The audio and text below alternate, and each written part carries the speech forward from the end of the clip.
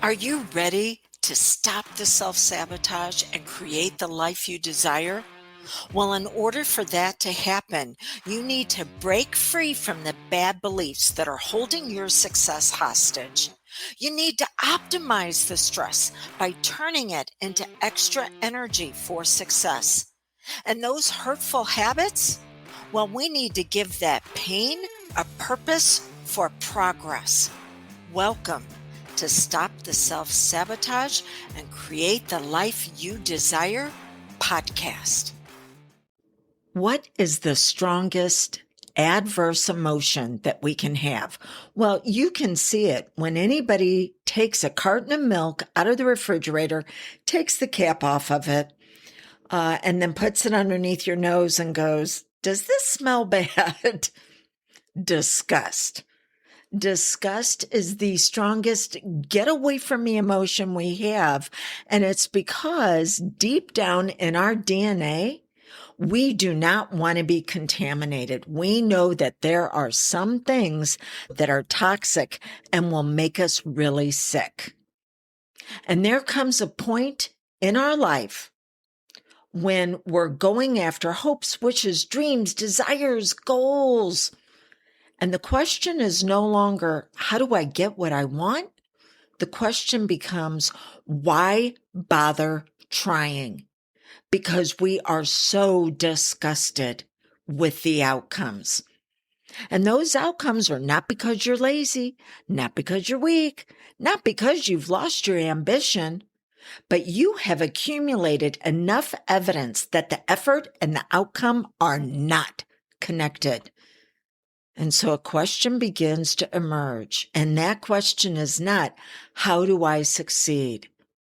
But instead, why should I continue investing effort into something that keeps disappointing me, or even worse, it's disgusting?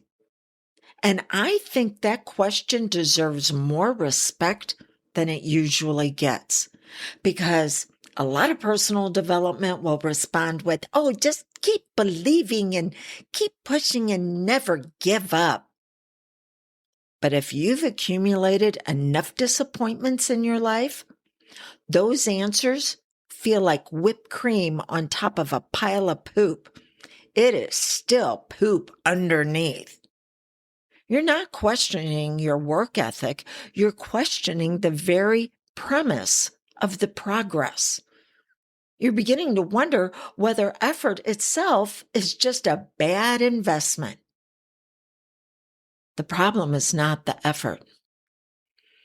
The problem is the bargain that most of us unknowingly made with effort. So there are three possibilities. The first two, I highly doubt, but I still have to go over them. So possibility number one, the strategy is wrong. You're doing something in a way that is not sustainable. Or maybe you're focusing on the wrong metric. And in that case, the answer is not give up. The answer is change your approach. Sometimes we try harder when we should be trying differently. And so we're investing effort into a strategy that was never capable of producing the outcome that we wanted. So the answer isn't quitting. The answer is adjustment. And possibility number two, your timeline is a little too short, because we are terrible at estimating how long something meaningful takes. We can say, I worked so hard at this and nothing happened. And objectively, something did happen, but it was such incremental improvements, it was hard to notice. So progress can occur more slowly than expected. So the answer is to stay with the process long enough for reality to catch up. Possibility three, this is the one I'm going for. The effort is real. The strategy is sound. And the outcome is still wrong. It is insufficient. And so I want you to sit with a question. Can you build a life that is better than the one you have right now if you were to quit this? Can you build a life that is better than the one you have right now if you quit? Not can you get your dream, but can things be healthier than if you were to stop trying? Can there be a better future than the one would happen if you give up? Can something meaningful come from where you actually are? Because effort is not the problem. And so effort is not a bad investment, but effort tied to a guaranteed outcome is a very bad contract. So let's look at some questions to begin to stabilize you. Because when you're in overwhelm, some people call it emotional flooding. But when your system is overwhelmed, you cannot make a decision. You can only react, and then you're not reacting based on what's happening in the moment. You're reacting on all the past pain that has stacked up. Reactions are based on past pain. Responses are based on future impact. So we have to begin to stabilize you before you can actually pivot and say, what would look like with progress at this point in time. That's the reason why I have a hypnosis session, for you to get subconscious agreement on, I need a firm foundation underneath me that I can build on, not the results that up to this point have not matched anywhere near the effort that I've put in. And you can claim that hypnosis session. It's a gift. It's free at dawnlandrum.com. And the link is also down in the description. Okay. So let's look at what's really destabilizing you besides the disgusting outcome. Number one, what are you grieving about yourself?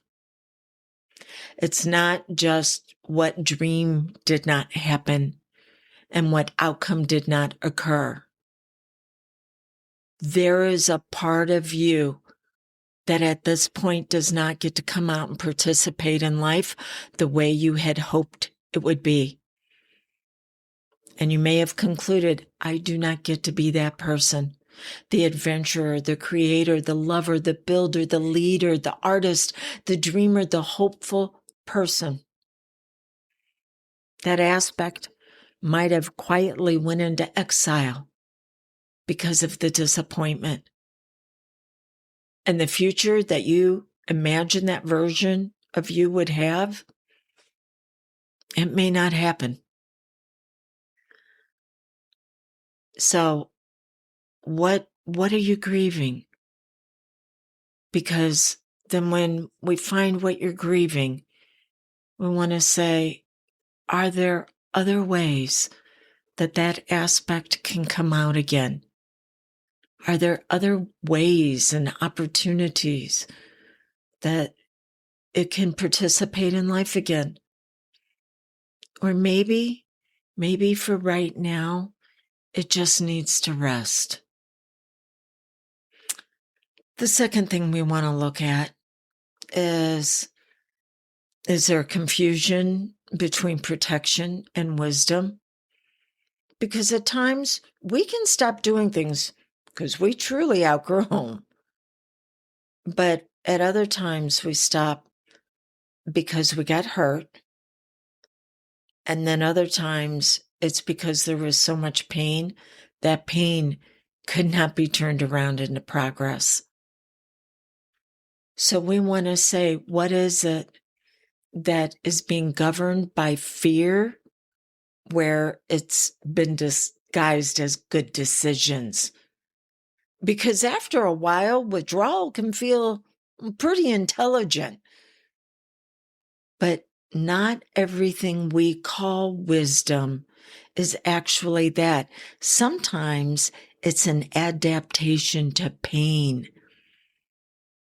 And what we're calling acceptance is resignation. So sometimes the question is not, should I quit? Maybe, well, it's, what can I sit with that I don't have to work on right now? And then the third one, what should you quit so you can continue? Because there are some things in your life that in the beginning look like an investment, but now it's just spending. It's costing you. It's not producing anything. And it's not because the outcome hasn't happened. It's because of who you have to become to keep pursuing it. If you have to become increasingly anxious and cynical and self-critical and disconnected from your values, it's not producing a return. It is taking away what never belonged to it. So some things you should absolutely quit. You should quit trying to force people to become who they have repeatedly demonstrated they are not. You should quit trying to earn your worth, because that was never supposed to be earned. You should quit carrying responsibilities that belong to other people. Every yes will cost us something. Success or struggle always has a price to be paid. And sometimes the healthiest thing you can do is stop spending in what is draining life from you so you can invest in what's going to give life back. But to do that, then we need to go to that very first step of stabilization. And that's where, what are you grieving because you thought, well, now this isn't going to happen? The aspect of you that was dependent upon that situation and those conditions. And we want to be able to experience the loss. This is not about suppression and repression. But then we also want to look at, is there any way that we can create an environment to allow that aspect to come out and participate again? If you need assistance with this, I would be honored for us to have a chat where I promise you will leave with a tip, tool, or technique to assist you from where you are right now into who you truly are. You can also find that at dawnlandrum.com. And we'll see if we're a fit in moving forward together. It is all right to be disgusted. That chunky milk in the refrigerator has got to go. But what do you want to put in its place? Because the subconscious will not tolerate a void. And if you don't decide what it's going to be replaced with, the subconscious will make a decision, and it will always make a decision on the patterns that are the most prevalent in your life. And you have patterns right now of overperformance, overfunctioning, overcompensating. You don't need another strategy. You need an identity upgrade where you live by design instead of performance. Until we get together again, blessings on your brilliance. You make the world lighter and brighter because of who you are at your healthiest. Before you go, I have a gift for you. If you've been listening to these episodes and finding yourself questioning old beliefs, wrestling with difficult realities, and wondering how to move forward without pushing yourself into exhaustion? I've created a gifted hypnosis experience called Renewal Reset. It's designed to help you release those outdated truths, let go of misaligned hopes, and stop the painful pushing that so often keeps you stuck. This guided experience will help you quiet the noise, reconnect with your own wisdom, and create forward movement from a place of clarity rather than pressure. You can claim your gifted hypnosis experience at dawnlandrum.com and then click on the tab that says Gifted Hypnosis Experience, or it might say free. That's dawnlandrum.com.